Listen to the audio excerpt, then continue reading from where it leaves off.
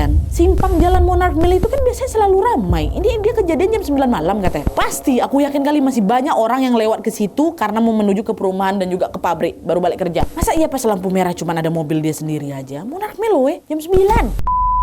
Hey, wassalamualaikum warahmatullahi wabarakatuh. Terima kasih sudah klik video ini. Di malam ini aku mau ngajak kalian ke sebuah kota kecil bernama Union yang ada di Carolina Selatan, Amerika Serikat. Sekilas kota ini tuh tampak tenang dan damai-damai aja. Khas kota kecil Amerika pada umumnya lah ya kan. Tapi kalau kalian datang ke sana di tahun 1995, suasana damai itu berubah menjadi mencekam gara-gara satu kasus menggegerkan yang bikin semua orang marah. Hilangnya dua anak kecil yang katanya diculik oleh seorang laki-laki berkulit hitam. Setiap hari ayah dan ibu dari kedua anak ini muncul di TV sambil nangis-nangis memohon semua orang untuk ikut bantu nyariin anaknya. Pencarian besar-besaran pun dimulai, tapi meskipun berbagai cara sudah dicoba, entah kenapa nih polisi itu nggak nemuin petunjuk apapun soal hilangnya dua anak ini. Kejahatan pelaku terlalu sempurna kali di sini, nggak ada saksi yang ngeliat, nggak ada bukti yang ketinggal, dan nggak ada juga jejak soal kemana perginya si pelaku. Sampai akhirnya setelah 9 hari pencarian, barulah polisi sadar kalau mereka mencari di tempat yang salah. Dan yang paling mengagetkan, ternyata selama ini pelakunya ada sama mereka loh. Ada. Nah, penasaran gimana kisah selengkapnya? Jadi tanpa berlama-lama kita langsung masuk aja ke ceritanya. Check it out.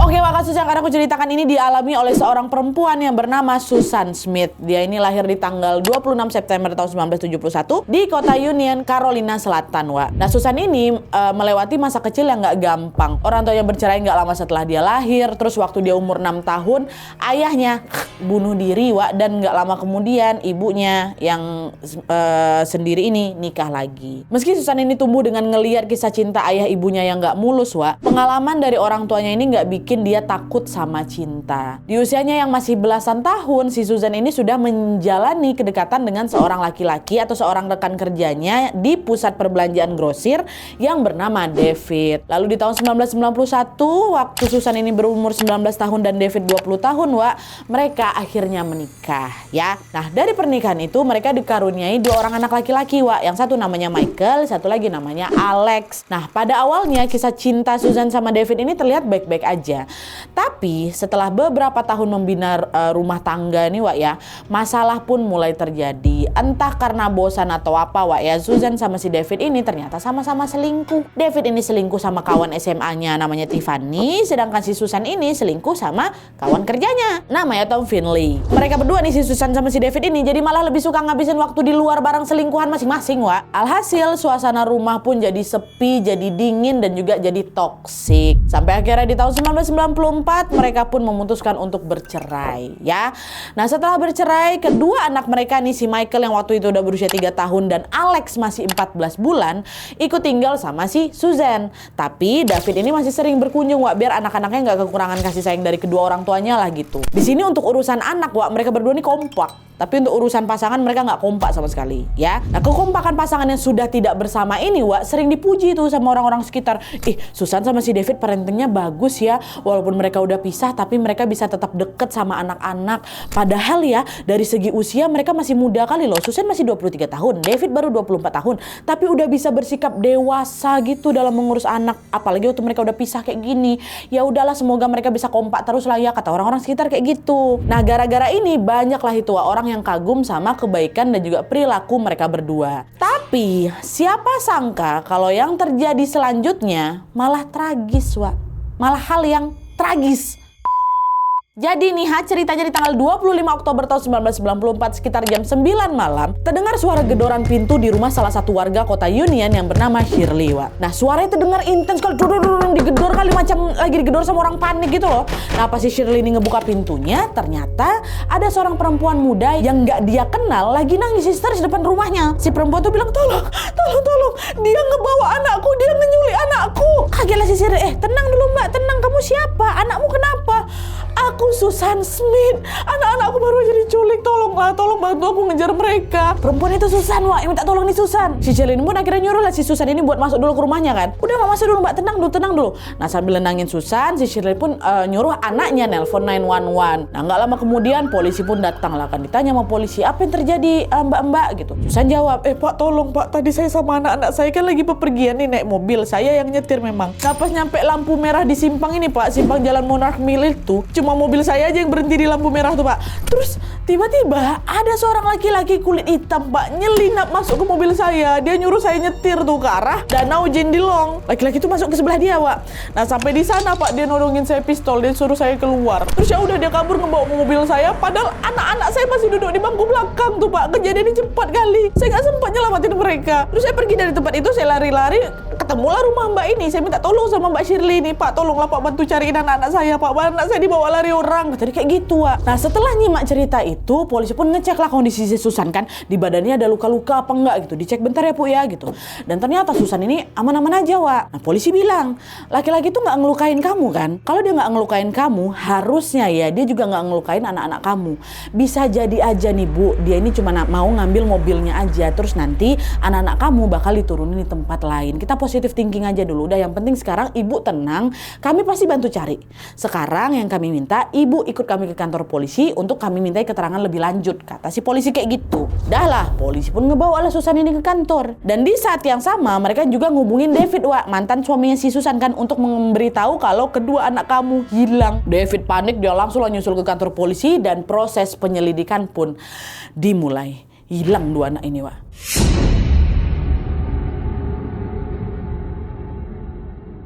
Nah, selama berada di kantor polisi, Susan ini cerita lebih detail nih tentang ciri-ciri laki-laki yang ngebajak mobilnya tadi, Wak. Laki-laki itu digambarkan sama si Susan adalah laki-laki kulit hitam berusia sekitar 30-40-an tahun, dan dia ini juga waktu masuk ke mobil pakai topi rajut ya. Nah, tim kepolisian pun ngebuat lah kan sketsa wajahnya untuk disebar ke media, Wak. Waktu disebar ini dalam waktu singkat, berita tentang hilangnya Michael dan Alex langsung jadi hot news di sana, Wak. Publik di sana langsung tersentuh karena yang hilang ini adalah dua anak kecil, satu 3 tahun, satu 14 bulan, Wak. Sementara pun Susan ini tampil di TV waktu diwawancara, yaitu dia nangis histeris. Ya kepanikan lah dia, orang dua anaknya hilang kok. Ditambah lagi polisi juga merilis sketsa wajah pelaku tadi dan juga mengadakan konferensi pers resmi. Apalagi Union, Wak ya. Union ini tempat tinggal mereka ini itu tuh cuma kota kecil dengan jumlah penduduk yang nggak begitu banyak juga. Jadi kabar pun cepat kali menyebar dari mulut ke mulut kan, maupun lewat media lokal. Nah, semua faktor itulah yang bikin kasus ini pun jadi sorotan besar di Union. Bahkan Susan sama si Davidnya juga berkali-kali kan dipanggil masuk TV kan. Mereka memohon lah itu kepada siapapun yang menonton tayangan kami untuk tolong bantu ikut mencari anak-anak kami gitu. Wah, sehancur itu Wak, mereka berdua. Nah, pas semua warga tahu kalau ada dua anak laki-laki yang hilang diculik, Wak, mereka pun secara sukarela turun ke lapangan untuk membantu proses pencarian. Nah, selain itu polisi ini juga mengerahkan helikopter, mengerahkan anjing pelacak untuk membantu ini juga. Tapi setelah dilakukan pencarian selama berhari-hari, polisi masih belum juga menemukan apapun, Wak. Jangankan kedua anak itu, petunjuk kecil sekalipun belum juga berhasil mereka dapatkan. Nah, selagi belum ada petunjuk, otomatis semua orang pun berpotensi jadi pelaku, ya kan? Petunjuk belum ada. Nah, akhirnya di sini Wak, polisi pun menginterogasi lah orang-orang terdekatnya Susan dan David, entah itu keluarganya, kawan-kawannya, tetangganya, semuanya pokoknya ditanya-tanya sama polisi. Polisi nanya kan, gimana hubungan kalian sama Susan dan David? Apa kalian pernah punya masalah apa enggak sama mereka? Apa mereka juga pernah punya musuh apa enggak? Apa kalian tahu siapa yang mungkin punya niat buruk sama mereka, sama keluarga mereka? Ditanyalah semua sama polisi kan orang-orang ini. Dan dari semua yang diinterogasi, Wak, polisi tetap tidak menemukan kejanggalan apapun. Ya, nah akhirnya aduh kok nggak ada yang mencurigakan, Wak, dari apapun dari orang-orang yang ditanya ini kan. Polisi pun mengembalikan fokus penyelidikan mereka ke Susan dan David. Karena seperti yang kita tahu, Wak, kasus kriminal kan juga sering didalangi sama orang terdekat ya kan, orang terdekat korban. Makanya Susan David juga harus ditanya-tanya karena mereka berpotensi juga jadi pelaku. Dah, akhirnya singkatnya polisi pun menginterogasi lah, Wak, Susan dan David. Nah, di situ David sadar kalau ini pasti polisi udah curiga nih sama aku. Akhirnya dia bilang, "Pak, Bapak nggak usah curiga sama saya. Saya nggak terlibat apa-apa dalam kejadian ini, Pak. Kalau Bapak ragu, kalau Bapak curiga, saya berani kok tes poligraf. Saya berani tes kebohongan." Betul, Wak, dites sama polisi kan, ternyata hasilnya bersih. David dinyatakan lolos sehingga dia pun dikesampingkan lah dari terduga pelaku, ya kan. Itu berarti sekarang penyelidikan tinggal mengarah ke Susan. Nah, sebelum Susan ini dites poligraf, Wak, polisi terlebih dahulu mengecek ulang berkas-berkas laporan Susan yang pertama kali. Karena apa? Karena dialah satu-satunya orang yang mengaku melihat langsung kejadian ini kan. Nah, cerita dari Susan ini kan tentunya dijadikan dasar awal penyelidikan sama pihak kepolisian. Makanya dicek lagi berkas-berkas laporan pertama itu kan. Tapi pas polisi mempelajari kesaksian Susan tentang kronologi kejadiannya, Wak, polisi nemu kejanggalan di sini. Geng, bentar dulu. Susan bilang kalau laki-laki yang ngebajak mobilnya itu muncul di simpang Monarch Mill kan, dekat jalan Monarch Mill itu kan, pas lagi lampu merah, ya kan? Nah, katanya waktu itu nggak ada mobil lain yang berhenti selain mobil dia. Kalian ingat kan, simpang jalan Monarch Mill itu kan biasanya selalu ramai. Ini dia kejadian jam 9 malam katanya. Pasti, aku yakin kali masih banyak orang yang lewat ke situ karena mau menuju ke perumahan dan juga ke pabrik, baru balik kerja. Masa iya pas lampu merah cuma ada mobil dia sendiri aja? Monarch Mill jam 9. Jadi Monarch Mill itu memang dikenal simpang ramai gitu loh, simpang yang selalu ramai. Bahkan kadang malam pun masih selalu banyak orang lewat situ. Mungkin ibaratnya kalau di Jogja tuh kayak di simpang Tugu, kayak gitu. Jam 9 malam kosong kan kayak nggak mungkin kan? Nah, dari sinilah polisi mulai ngerasa ada yang nggak beres, Wak, sama ceritanya si Susan. Akhirnya polisi nanyalah ke Departemen Keamanan Publik yang memang bertugas ngatur lalu lintas di Kota Union itu. Pak, saya mau nanya, emangnya persimpangan jalan Monarch Mill itu pernah sepi, Pak? Atau pas pula kemarin lagi ada sesuatu sampai jalannya diblok? Soalnya nih ya, saksi kami, maksudnya Susan, saksi kami bilang kalau mobilnya dibajak di sana waktu lampu merah. Tapi karena nggak ada mobil lain yang melintas, jadi ya nggak ada saksi yang ngelihat langsung pembajakan itu, Pak. Ditanya sama polisi ke petugas departemen kan. Waktu dengar itu, si petugas departemen ini malah ngasih fakta lapangan yang sebenarnya, Wak. Hah? Nggak mungkin, Mbak. Bukan karena di sana ramai atau sepi, bukan. Tapi si petugas ini bilang, lampu merah di jalan Monarch Mill itu cuma akan nyala kalau ada mobil lain yang melintas dari lawan arah. Kalau cuma ada mobilnya saksi Bapak aja, lampunya bakal tetap hijau, Pak. Saksi itu nggak perlu berhenti. Tuh katanya. Jadi lampu merah itu kalau depan kiri kanannya aman dia bakal hijau terus, Wak. Ini ngapain kau berhenti? Kataku sepi. Sepi nggak mungkin merah lampunya. Pasti hijau terus. Pasti itu Pak, saksi Bapak nggak berhenti. Itu katanya. Nah, dengar itu polisi makin curiga lagi. Dari situlah polisi pun langsung yakin nih. Oke, kita tes poligraf si Susan katanya. Nah, nantinya Susan pasti akan ditanyain banyak hal kan. Mulai dari pertanyaan netral dan pertanyaan yang nggak relevan. Jadi pertanyaan yang nggak ada hubungannya sama kasus dan juga pertanyaan yang berkaitan sama kasus. Itu pasti ditanyakan nanti sama polisi kan. Nah, sebelum tes itu dimulai, Wak, polisi bilang dulu sama si Susan, Susan, coba kamu ingat-ingat lagi ya kejadian pembajakan mobil kemarin. Mungkin ada bagian yang kamu lupa atau kelewat sama kamu. Dari hasil penyelidikan, kami bisa pastikan kalau lokasinya nggak mungkin di simpang jalan Monarch Mill. Kami udah periksa. Jadi coba kamu ingat-ingat lagi detailnya ya. Betul nggak di Monarch Mill apa nggak? Coba kamu ingat gitu. Di sini tuh polisi nggak ngasih bocoran kalau mereka ini udah tahu Monarch Mill itu pakai sistem lampu merah tadi, Wak, ya enggak. Polisi masih mau positive thinking gitu loh. Mungkin dia salah sebut namanya kan udah malam juga gitu kan. Mungkin sebenarnya itu bukan Monarch Mill kayak gitu loh, Wak. Denger itu waktu si polisi ngingetin itu, Susan langsung kelihatan tegang, Wak, dia. Tapi dia kan udah nggak bisa kemana-mana, memang harus tes poligraf ya kan. Akhirnya pas tes poligraf itu berlangsung dan polisi nanya di mana lokasi pembajakan yang sebenarnya. Di situ Susan langsung ngubah kesaksiannya, Wak. Iya Pak, kejadiannya memang bukan di Monarch Mill, tapi di kota sebelah, Pak. Tepatnya di Jalan Carlisle Road. Kata siapa? Si Susan. Jadi kesaksian awal tadi kamu bohong. Kesaksian kamu itu penting loh. Pak, gini Pak, saya bukan niat mau bohong gimana-gimana Pak, tapi saya terpaksa bohong memang, soalnya saya takut. Dulu waktu saya nikah sama suami saya, sama si David itu, saya pernah selingkuh sama laki-laki yang tinggal dekat Carlisle Road itu, Pak. Kalau saya ngaku pembajakan terjadi di Carlisle Road, semua orang bakal nuduh saya masih berhubungan sama selingkuhan saya. Padahal hubungan kami juga udah berakhir, Pak. Saya cuman kebetulan lagi jalan-jalan di sana aja. Karena saya takut dicurigai, makanya saya bilang di Monarch Mill. Itu katanya. Susan, apapun alasannya kamu tetap nggak boleh bohong. Ini kasus besar loh dan juga menyangkut keselamatan anak-anak kamu. Kalau misalnya kamu bohong ya pasti penyelidikan bakal terhambat. Anak kamu juga makin susah ditemukan. Banyak loh orang yang mau nyari anak kamu. Kamu malah ngasih titik yang salah. Udah sekarang kamu ceritain aja semua dengan jujur. Kita ulang lagi penyelidikannya dari awal ya. Kamu bilang dari mana? Di Carlisle Road. Kami cek ke sana ya. Udah tuh, akhirnya singkatnya Susan pun betul tuh diminta untuk mengkoreksi keterangannya. Kasih keterangan dari versi yang paling jujur-jujurnya gitu kan. Nah, lalu pas polisi kembali melakukan penyelidikan berdasarkan kesaksian baru ini, apakah kali ini polisi berhasil dapat petunjuk? Nah, jadi di sini Wak ya, setelah Susan mengkoreksi keterangannya, polisi langsung datanglah ke lokasi yang sebenarnya dimaksud sama Susan, yaitu di jalan Carlisle Road tadi itu kan. Dan setelah tahu di mana titik kejadiannya Wak, polisi pun mengumpulkan segala informasi tentang si lokasi kedua ini. Biasanya di sana ramai apa enggak? Dia nanya sama saksi-saksi kan. Di situ pernah ada aksi kejahatan apa enggak? Kalau memang pernah, kejadiannya apa dan kapan terjadinya gitu. Pokoknya ditanya-tanya lah saksi-saksi yang ada di sekitar simpang itu. Dan dari hasil penelusuran Wak, polisi nemuin satu fakta yang aneh. Kalian tahu?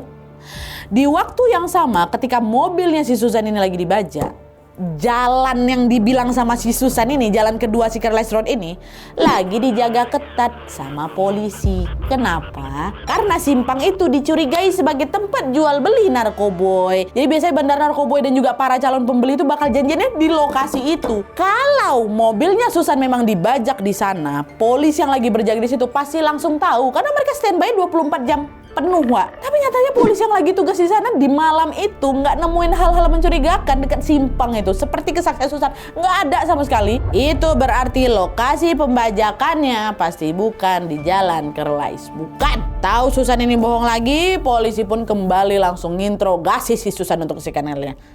Susan, berani-berani ya komen main sama kami ya. Saya kan udah bilang penyelidikan bakal terhambat kalau kamu ngasih kesaksian palsu. Kenapa kamu malah bohong lagi, ha? Ini kok nggak mau anakmu cepat ketemu ya? Kau bilang di Carlisle Road, asal kau tahu aja ya di malam kejadian jalan Carlisle itu lagi dalam pengawasan ketat. Jadi nggak mungkin mobil kau itu dibajak di sana. Cepat bilang sekarang di mana lokasi sebenarnya, ha? Ngapa kau bohong terus? Ini jangan-jangan pembajakan tuh apa nggak pernah terjadi ya? Hah? Bohong lagi kau? Ditodong sama pertanyaan itu, Wak. Tiba-tiba Susan langsung menangis histeris. Pak, maaf Bapak, maafin saya Pak. Udah Pak, mendingan Bapak langsung tembak saya aja Pak. Mana pistol Bapak, mana pistol saya. Udah keluarin, tembak aja kepala saya. Kata dia kayak gitu, saya gak mau lagi hidup di dunia ini. Tembak saya, tembak. Nyerahlah polisi. Ngapa kau? Kami cuma nanya gimana kronologi sebenarnya loh. Kenapa kau jadi mau mati? Dia gak betul sama kau nih. Kau cuma ngarang aja selama ini ya. Gak pernah terjadi pembajakan itu kan? Bapak gak tahu apa-apa Pak soal keluarga saya. Bapak gak tahu Pak. Bapak gak tahu apa-apa soal anak saya. Kami ini gak baik-baik aja Pak. Maksudnya gak baik-baik gimana? Makanya aku bilang yang jujur aja lah Susan. Akhirnya setelah didesak berkali-kali kan Wak, Susan pun menceritakan semuanya. Dan kesaksian inilah yang akhirnya mengungkap kasus hilangnya Michael dan Alex. Aduh, dua anak ini.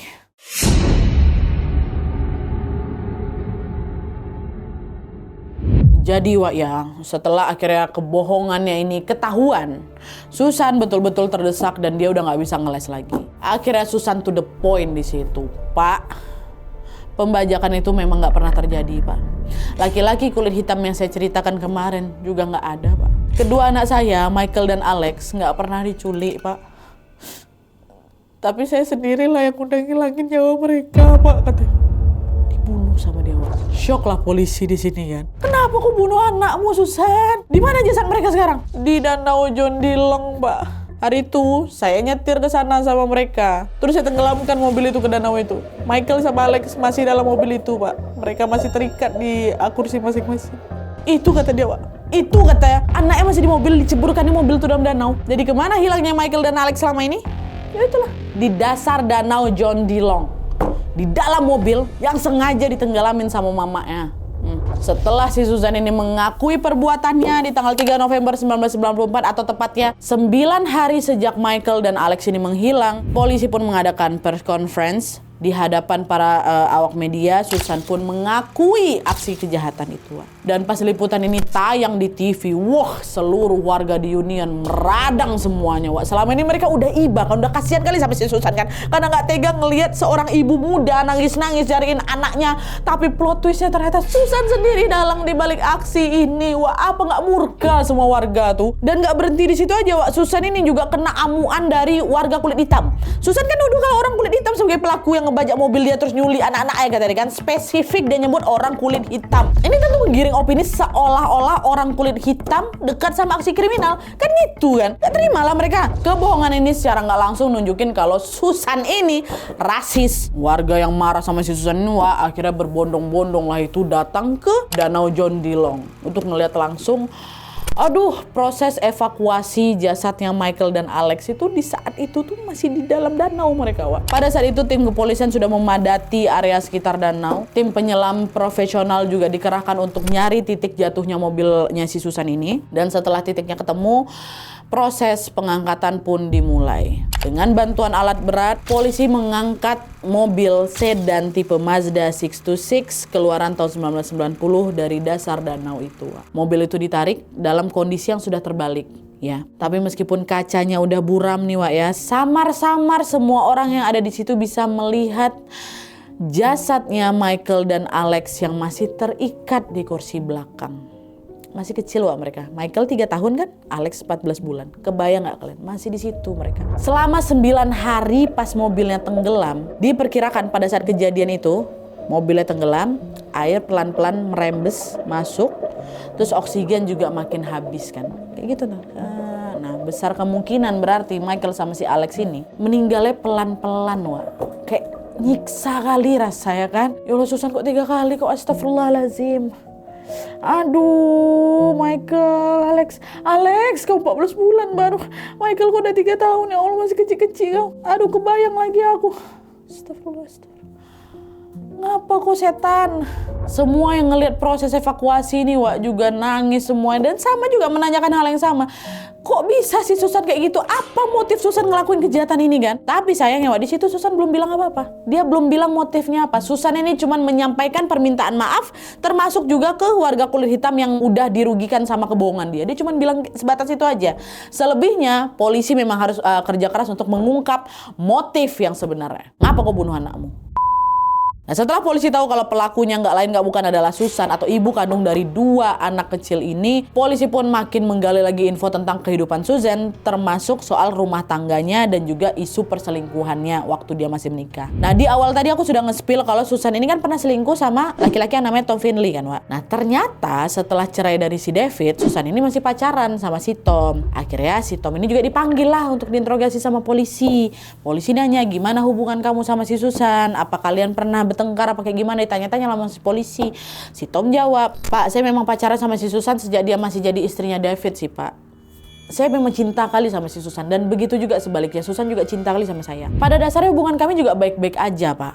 Tapi sebelum insiden itu terjadi, kami putus, katanya. Tanya lagi, loh kenapa putus? Siapa yang mutusin duluan? Kata polisi kan. Saya yang mutusin duluan, Pak. Itu tanggal 17 Oktober 94, Pak, ya. Atau seminggu sebelum Susan ngabisin kedua anaknya. Saya nulis surat, Pak, ke si Susan. Ya, nah di surat itulah saya jelasin panjang lebar soal kenapa saya mau putus sama dia. Ya, bilang kayak gitu. Nah, singkatnya polisi berhasil tuh nemuin surat putus dari si Tom ke si Susan ini. Nah, di dalam suratnya si Tom ini bilang, Susan, aku sangat menghargai hubungan kita. Kamu termasuk salah satu dari sedikit orang di bumi yang aku ngerasa nyaman buat berbagi cerita tentang apapun. Kamu cerdas, kamu cantik, kamu pengertian, dan kamu juga punya banyak sekali kualitas yang membuat aku bisa jatuh hati sama kamu. Siapapun laki-laki yang menikah sama kamu itu pasti adalah laki-laki yang beruntung. Tapi sayangnya laki-laki itu bukan aku, Susan. Aku memang cinta kali sama kamu. Tapi ada hal yang gak cocok untuk aku, yaitu kedua anak. Aku gak mau punya anak dan aku gak mau bertanggung jawab atas anak siapapun. Maka maaf, aku gak bisa melanjutkan hubungan ini. Itu kata si Tom, Wak. Sampai sini pasti kalian udah bisa nyimpulin sendiri kan. Satu-satunya hambatan yang bikin si Susan dan si Tom ini gak bisa lanjut adalah kedua anaknya Susan, Michael sama Alex ini yang astagfirullah. Jadi besar kemungkinan, wah inilah dia motif yang mendorong si Susan ini buat ngelenyapin mereka berdua biar Susan bisa lanjut berhubungan sama si Tom. Atau ngapa si Susan gak ngasih hak asuh anaknya ke si David aja nah dia. Toh David juga sayang kali sama dia. Jelas si David mau lah itu ngerawat anak-anaknya. Nah dalam hal ini wah polisi menduga sepertinya Susan tuh gak mau reputasinya rusak. Kalau dia ngasih anaknya yang masih kecil-kecil ini ke David, Susan itu takut dicap sebagai ibu yang buruk dan gak mau bertanggung jawab. Dia kan udah dicap baik kali ya kan. Sama juga kalau dia ngarang cerita seolah anaknya itu diculik, ini akan menarik simpati orang-orang, termasuk narik siapa? Tom.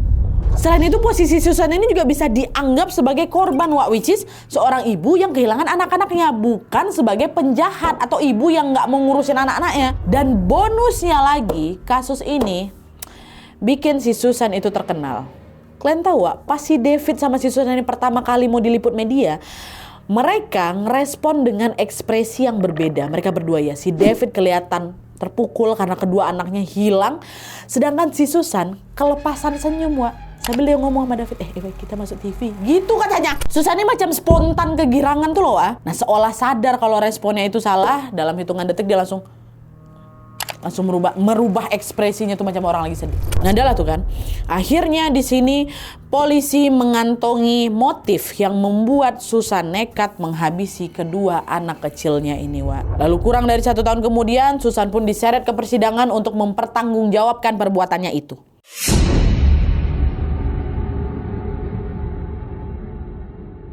Nah, sidang perdana kasus ini dilaksanakan di tanggal 10 Juli tahun 1995, Wak. Berdasarkan bukti-bukti yang ada, Susan ini terancam dijatuhi hukuman mati atau penjara seumur hidup. Tapi, kuasa hukumnya Susan berusaha biar hukuman Susan ini lebih ringan, Wak. Kuasa hukumnya nih nggak ngelak memang kalau memang Susan lah pelaku yang udah ngabisin kedua nyawa anaknya kan, si Michael sama si Alex. Mereka udah nggak bisa ngubah fakta ini, ya gimana orang Susan sendiri yang ngaku kok. Alhasil di sini kuasa hukumnya pun mencoba untuk membelokkan motifnya, Wak. Motifnya. Kalau menurut pihak berwajib motifnya adalah karena Michael sama si Alex ini menghambat hubungan percintaan antara si Susan sama si Tom. Di sini kuasa hukumnya si Susan ini bilang kalau kondisi mental Susan lagi nggak stabil. Di awal tadi aku cerita kalau Susan ini kan ngelewatin masa kecil yang nggak gampang gitu kan, orang tuanya cerai, habis itu bapak bunuh diri, terus mama nikah lagi kayak gitu kan. Nah kata kuasa hukumnya, semua kejadian inilah yang bikin mental si Susan ini tergoncang. Ditambah lagi katanya si Susan ini juga pernah diperlakukan tidak senonoh atau dilecehin gitulah sama bapak tirinya, suami baru mamanya. Nah Susan ngerasa hidupnya nggak pernah bahagia semenjak itu, Wak. Dia depresi dan dia ini selalu pengen mengakhiri nyawanya sendiri. Susan ngeklaim lah bahwa insiden ini terjadi waktu dia memang lagi stres-stresnya kali. Bahkan niat awalnya tuh dia bukan mau menghabisi Michael sama Alex, Wak, tapi dia tuh pengen bunuh diri. Terus di last minute tiba-tiba Susan ini mikir, kalau aku mati kasihan nanti anakku siapa yang ngurus, hidup tanpa ibu mereka ya kan. Udahlah mending mereka ikut mati aja sama aku, biar mereka berbahagia sama aku di samping Tuhan nanti. Itu rencana awalnya, Wak. Dia mau bunuh diri sama anak-anaknya. Makanya di saat itu Susan ini ngasih kronologi yang entah yang keberapa kalinya nih. Susan melajukan mobil yang ngebut ke arah danau, tapi pas mobilnya udah hampir nyemplung nih, entah kayak gimana tiba-tiba Susan ini dapat ilham, Wak, untuk menghentikan aksi nekatnya itu.